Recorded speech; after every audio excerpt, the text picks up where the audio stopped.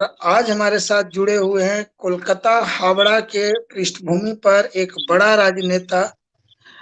अपने संघर्ष से इन्होंने सफलता का जो परचम लहराया है वह अपने आप में काबिले तारीफ है और वो कहानी बहुत सारे युवाओं के लिए प्रेरक होगी, क्योंकि अगर आप गांव से, अपनी जमीन से, अपनी मिट्टी से अलग हटकर और अनजाने जगह पर अपरिचितों के बीच में उनके दिलों पे राज करने लगते हैं, तो वास्तव में आपका व्यक्तित्व बहुत बड़ा है।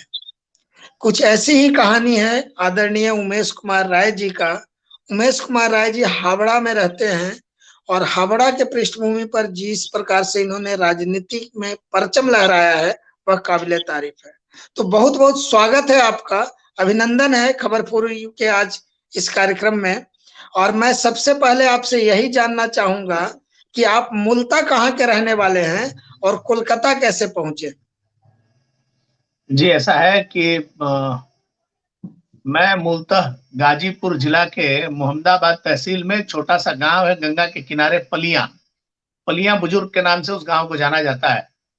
और मेरा जन्म कलकत्ता में हुआ। मेरे पिताजी रोजगार की तलाश में किसी जमाने में कलकत्ता आए थे और तब एक अनाज के गोदाम में मजदूरों का सरदार के रूप में उन्होंने अपना यहाँ पे काम चालू किया।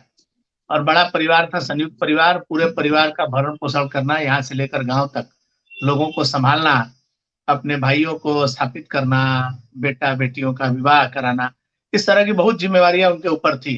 और मैं अपने परिवार में 5 भाई बहनों में सबसे छोटा। मेरा जन्म कलकत्ता में गंगा के किनारे एक अस्पताल में, वो अस्पताल हुआ करता था, वहीं हुआ। और मेरा पढ़ाई लिखाई सब कुछ हावड़ा शहर में हुआ। और मैंने जब अपने शुरुआती दिनों में, जब मैं शिक्षा प्राप्त कर रहा था, कॉलेज में जब जाने वाला था, तब बहुत सारी ऐसी बातें मेरे नजर में आती थी सामने।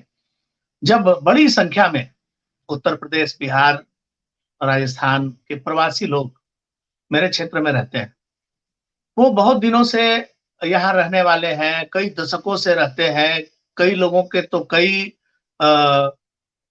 पीढ़ियां यहाँ पर रह गई, लेकिन वो अपने आप को यहाँ उपेक्षित महसूस करते थे।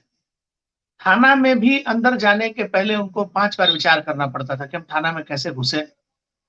उनका चिट्ठी लिखने वाला कोई नहीं हुआ करता था।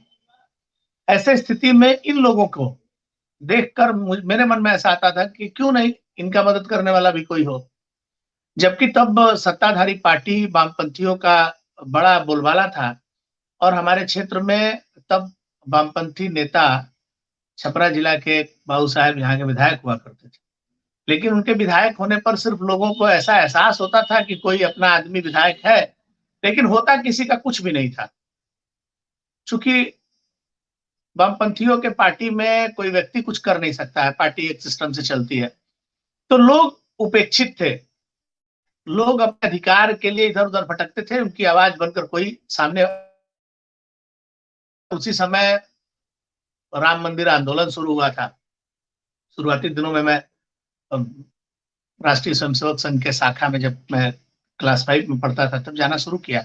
और धीरे धीरे विचारधारा से प्रेरित होकर मैंने भारतीय जनता पार्टी को ही अपना भविष्य चुना। और निरंतर वर्ष 1995 से मैंने भारतीय जनता पार्टी करना शुरू किया। और शुरुआती दिनों में लोग मुझे देखकर हंसते थे। मेरे पास हमारे एक नेता ने मुझे मोटरसाइकिल दिया था पुराना, तो मैं उस मोटरसाइकिल के नंबर प्लेट पर पीछे भारतीय जनता पार्टी का कमल निशान बनाया था। तो लोग देखकर हंसते थे, मेरा उपहास उड़ाते थे। अरे ये क्या है बीजेपी का, क्या है बीजेपी, कभी बंगाल में बीजेपी आ ही नहीं सकती है। ऐसे लोग बोलते थे, कहाँ समय बर्बाद कर रहे हो भाई, कहीं जाओ नौकरी वोकरी करो, कुछ करो।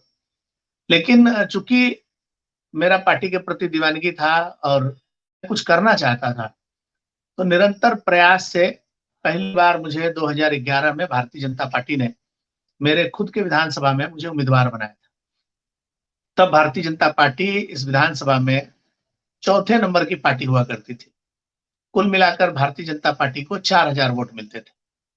तब ममता बनर्जी की आंधी चल रही थी, परिवर्तन का लहर था। और उस समय मैं विधानसभा चुनाव लड़ा और मुझे 16,494 वोट मिले, मतलब बाकी लोगों की तुलना में 4 गुना ज्यादा। और वहीं से शुरू हुआ मेरा राजनीतिक करियर। उसके 2 वर्ष बाद मेरे खुद के वार्ड में नगर निगम का चुनाव हुआ और आरक्षित सीट होने के नाते उस वार्ड में मेरी पत्नी को चुनाव लड़ाया गया।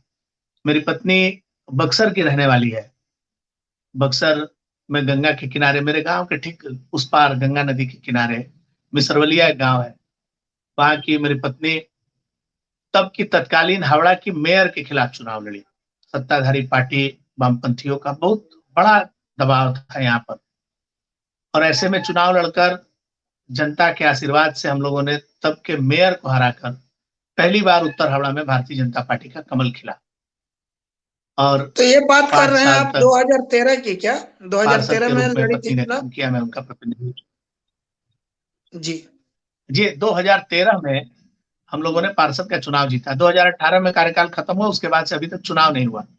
इसी बीच 2021 में मैं फिर भारतीय जनता पार्टी का उम्मीदवार बना। और मैं फिर आपको एक बात बताऊं कि मेरे इस विधानसभा में जो लोग चुनाव जीतते थे 2021 के पहले, उनको लगभग 60,000 के करीब वोट मिलता था, और मुझे 66,063 वोट मिले और मैं हार गया। हारने के पीछे कारण था कि इस इलाके में जमकर गुंडागर्दी हुई। सुबह 5 बजे से ही प्रवासी लोगों के इलाके में बम चलने लगे। मीडिया में दिखा रहा था, सारा दिन लोगों को डराया गया। जहां जहां भारतीय जनता पार्टी का बाहुल्य था, उन सब क्षेत्रों में मतदान हुआ 40%, 45%, और बाकी जगहों पर 80 के ऊपर चुनाव हुआ। ऐसे में मेरा दुर्भाग्य रहा कि जनता के लाख प्यार देने के बावजूद भी कुछ तकनीकी कारणों से टीएमसी के गुंडागर्दी के सामने जनता हार गई और मैं चुनाव नहीं जीत पाया। मुझे इस बात का जरा सा भी अफसोस नहीं है, क्योंकि भारतीय जनता पार्टी को 66,063 वोट तक ले जाने में भारतीय जनता पार्टी के नीति आदर्श के साथ में छोटा सा एक मेरा भी योगदान था। तो मैं अपने आप को इसके लिए गौरवान्वित महसूस करता हूँ।